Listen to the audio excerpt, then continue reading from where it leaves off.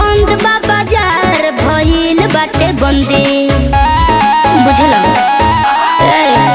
जानू बड़ा बापा बंदी ना बात कर गंदी खुद बंद बा बाजार भइल बाटे बंदी जहिया पापा जी के हाथ पकड़ा जइबो बोजोरिया में राजा पिटा जइबो चौराहा पे गोली तू खा जइबो पिटा जइबो। अरे अरे करे जा प्यार जात और बिरादर देख के हो जाई जरूरी है का। और तो से हम साल भर से कहती कि करे जा कल अभी हवा तो कहलू कि नहीं हमार बाबूजी भी चौराहा पे गोली मरवा दिया। तो करे जा हम तो से पूछती कि तोहार बापा हिंदी पिक्चर का मिसपूरी है का। तब का प्रेमी है, पागल है, दीवाना है।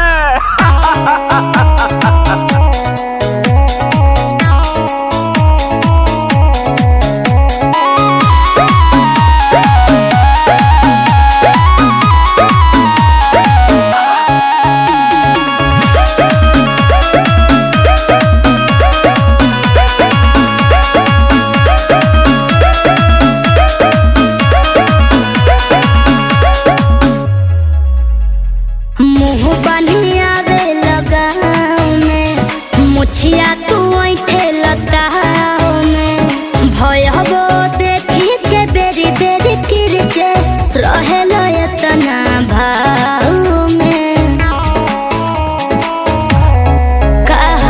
मुँह बनिया वे लगाओ में मुछिया तू ऐठे लगाओ में भय हबो देखी के बेरी बेरी रहे लयतना भाव उता जइबो